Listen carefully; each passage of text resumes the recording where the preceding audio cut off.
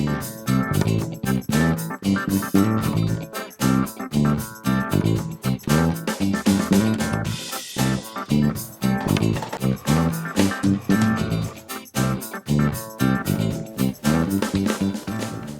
going to be talking us through Vince's spice cake recipe today. And the reason I use spice cake when I'm talking about story is twofold. Firstly, a spice cake makes concepts concrete. So if I tell you about a spice cake and I say it's kind of like a carrot cake, but it's got no carrot in it, well, that's what a spice cake is, but it's not the same as actually giving you a spice cake, showing you a spice cake so you can see it, feel it, taste it, you know exactly what a spice cake is. That's the same for stories. They're an example that makes concepts concrete. And there are three reasons that I'm talking about spice cakes at the same time as I'm talking about stories.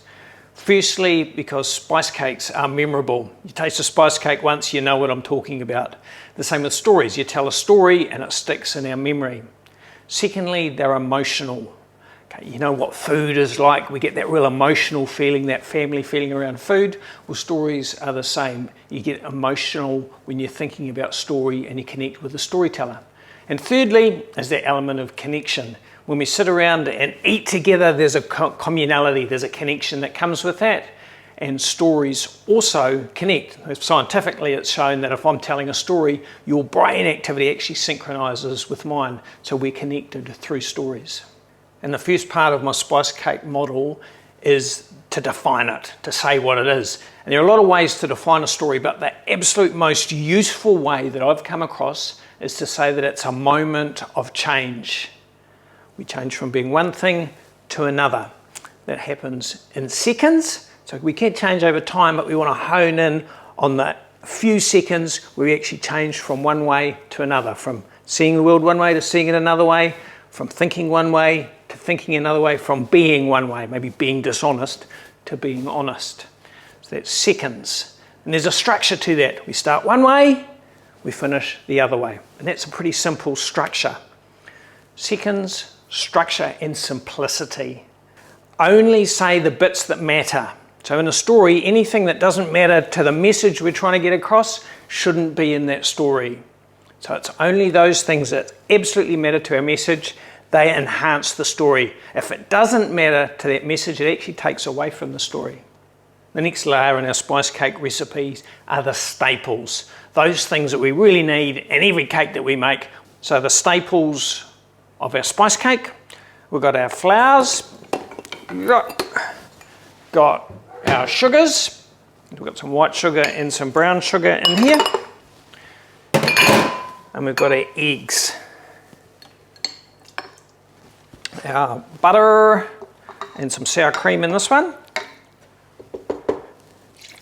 And finally we add our milk. We've had our spice cake staples, but the staples of story are really important.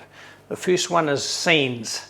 Stories happen in a time and place, and they're really specific. We don't say that I was bullied by a girl at primary school. We say Martha pulled my hair and called me a nasty little witch, and this is how I felt. It takes us right into those moments within stories. Stories have stakes. They don't have to be huge stakes, but it always something matters. If you don't achieve what you're aiming for, it's going to be harder. Whether you escape the bullies, whether you kiss the girl, whether you pass the test. All of those within a story are stakes. And the last and really important part of a story is soul. Good stories have got a soul to them. They matter to us, therefore they matter to the audience. That's where the emotionality comes into it. If you can get the bottom two layers on the spice cake model right, you'll be doing better than 90% of storytellers. But you can take stories even further. The next stage of our spice cake is to add the spices. And here we've got a mixture of cinnamon, ginger, nutmeg, allspice. There's a little bit of salt in there. So that spices up, it gives us our flavour and a cake mix. Every spice cake's going to have cinnamon in it. It's the main ingredient in your spices. So every story is going to have S-bends in it. It's going to have those moments that are but and therefore, the things that stand in the way, the obstacles that prevent us reaching our goal. Same as cinnamon. Every story's got them.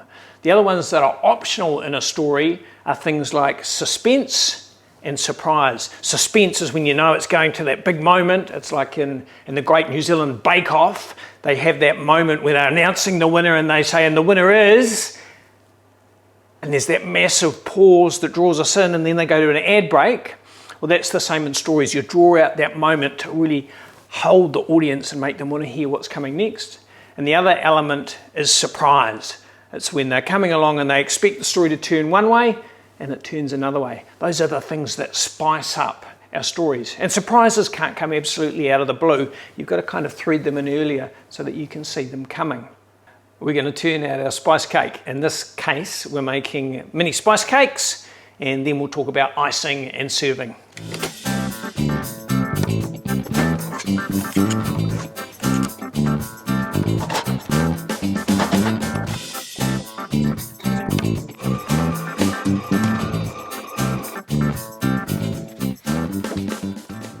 We've got our mini spice cakes out of the oven, and our next job is to ice them. When I'm talking about icing with story, it's using lists, 1, 2, 3, it's using contrast, and it's using humour.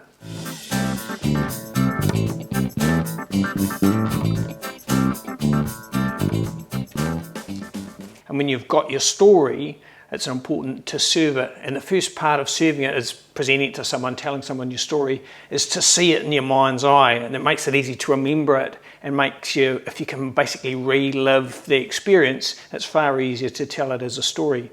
And when you can see it clearly in your head, it affects the way you say it. The different scenes have got different emotions. And if you're doing it in front of a big crowd, in front of an audience, you might want to think about how you set it. How you're using it on the stage, setting it on the stage. You can use different parts of the stage for different scenes and for different parts of the scenes. So you see it, you say it, you stage it. And the final part of your cupcakes is you finally serve them, and that involves eating them. Looking forward to this one.